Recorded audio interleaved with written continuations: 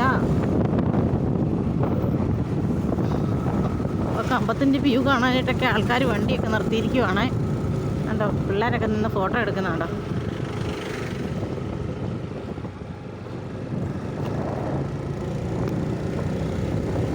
ഇവിടെ എന്തൊക്കെയോ തട്ടിയും പറഞ്ഞതേ വണ്ടിക്കൊക്കെ എന്തോ സംഭവിച്ചെന്ന് തോന്നുന്നല്ലേ. വണ്ടിയുടെയൊക്കെ എന്തൊക്കെയോ പാർട്സൊക്കെ അങ്ങനെ താഴേക്ക് തട്ടിയും പറഞ്ഞു. കമ്പം വ്യൂ ഏറ്റവും മുകളിൽ നടക്കുകയാണ്. കാണാമെന്ന് തോന്നുന്നില്ല. പിന്നെ അങ്ങോട്ട് നമുക്ക് മരങ്ങളൊക്കെ കൂടുതലായിട്ടുള്ളതുകൊണ്ട് കമ്പത്തിൻ്റെ വ്യൂ കാണാൻ പറ്റും. ഇതുപോലത്തെ വനമായി വനത്തിനകത്തൊക്കെ പിന്നെ ഞങ്ങളുടെ ചേട്ടൻ പറഞ്ഞതിനകത്ത് പുലിയുണ്ടെന്ന് കേട്ടോ. പക്ഷേ പുലിയും തെളിയുന്നില്ല. ചേട്ടനും ഇവിടെ വന്നപ്പോൾ അതുകൊണ്ട് അതിനൊക്കെ വലിയൊരു വണ്ടി ഇങ്ങനെ ഇറങ്ങി വരുന്ന കാരണം ഇവിടെയും ബ്ലോക്കായി. റോഡിന് വലിയ വീതിയൊന്നുമില്ല, അതുകൊണ്ട് തന്നെ അയ്യോ കണ്ടോ ഇഷ്ടംപോലെ ആൾക്കാർ ഇറങ്ങി വരുന്നത്. മല ഇറങ്ങി താഴേക്കും മല കയറി മുകളിലേക്കും കണ്ടോ ആൾക്കാരെ കുത്തി നിറച്ച് കുറേ കമ്പം വണ്ടി പോകുന്നുണ്ടോ. അതിനകത്ത് നിറയെ കൃഷിക്കാരല്ല, ഈ തോട്ടത്തിൽ ജോലി ചെയ്യുന്നവരുത് ഗ്യാസ് വണ്ടിയാണ് പോകുന്നത്. ടോറസ് വണ്ടികളും ഒക്കെ ഇങ്ങനെ ഓടിപ്പോകുന്നുണ്ട്. ഇതൊക്കെയാണ് ജോലിക്ക് പോകുന്ന ആൾക്കാരുടെ വണ്ടി. ഇവിടെ കണ്ടോ നല്ല രസമുള്ളൊരു മരമുണ്ട്. ആ മരം ഞാൻ എന്നും വരുമ്പോൾ വീഡിയോ പിടിക്കണമെന്ന് ആഗ്രഹിക്കും, പക്ഷേക്ക് ഒന്നും സാധിക്കുന്നില്ല. കേട്ടോ ഇവിടെ ഇല്ലിക്കൂട്ടമാണ് കേട്ടോ.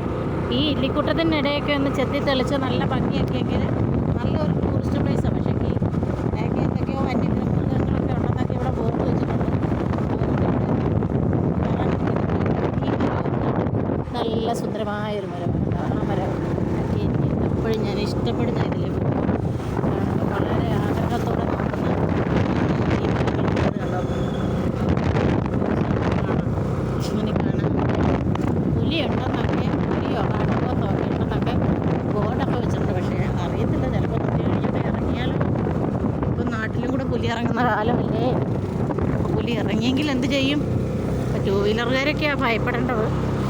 അപ്പോൾ ഞാൻ കയറിട്ടുന്നതിന് മുന്നേ മല കയറി കമ്പംമെട്ടിലെത്തണം.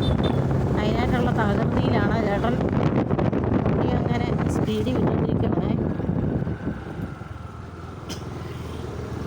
മല കയറുവാണെന്ന് പറഞ്ഞാലും നല്ല വളവൊക്കെ ആയതുകൊണ്ട് അങ്ങനെ കയറ്റമൊന്നുമില്ല. ഇങ്ങനെ വളഞ്ഞു പോകുന്നത് കൊണ്ടേ കയറ്റമൊന്നുമില്ല. നല്ല നിരപ്പ് റോഡാകട്ടോ, വലിയ കയറ്റമൊന്നുമില്ല. മല കയറുകയെന്ന് പറഞ്ഞാലും ആ മല കയറുന്നതിൻ്റേതായ ഒരു വലിയ ബുദ്ധിമുട്ടൊന്നും നമുക്ക് തോന്നത്തില്ല. കാരണം അങ്ങനെ വളഞ്ഞുള്ള റോഡുകളല്ലേ കണ്ട ഇതുപോലത്തെ. ഇവിടെയൊക്കെ ഇട്ടുപോലായേ.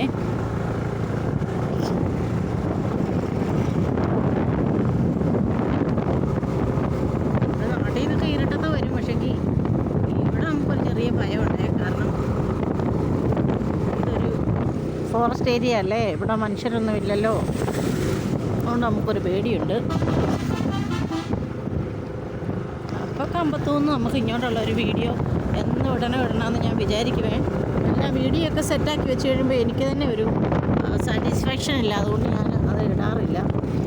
ഒരുപാട് പ്രാവശ്യം ഞാൻ ഇതിലെ പോയപ്പോഴെല്ലാം വീഡിയോ പിടിച്ചതാണ്. പക്ഷേ വീഡിയോ പിടിച്ചിട്ട് ഇടാനായിട്ട് അങ്ങനെ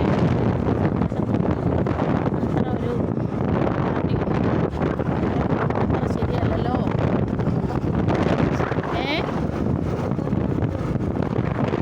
അപ്പോൾ താഴെ നല്ല ചൂടായിരുന്നേ. കമ്പത്ത് ഭയങ്കര ചൂടായിരുന്നു, കമ്പത്തേരിയൊക്കെ. പക്ഷെ നമ്മുടെ കമ്പമെട്ടിലോട്ട് കയറിയപ്പോഴത്തേനും ടോട്ടലി നമ്മുടെ ക്ലൈമറ്റൊക്കെ ചേഞ്ചായി.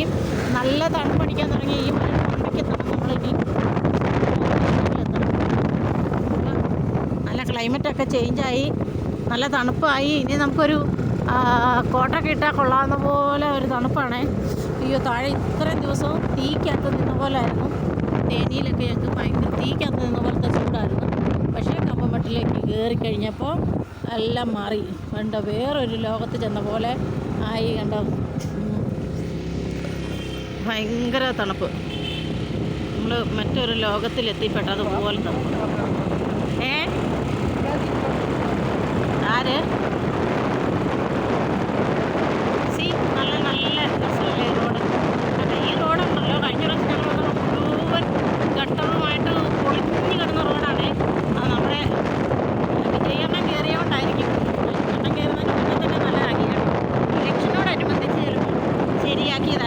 റോഡൊക്കെ. അതിന് തൊട്ട് മുമ്പ് തന്നെ ഞങ്ങൾ ഇതുപോലെ കമ്പത്ത് പോയിട്ടുണ്ടായിരുന്നു. പക്ഷേ നമുക്ക് അപ്പോഴൊക്കെ ഈ റോഡെന്ന് പറഞ്ഞാൽ ഒരു വണ്ടിക്ക് ഓടാൻ പറ്റാത്ത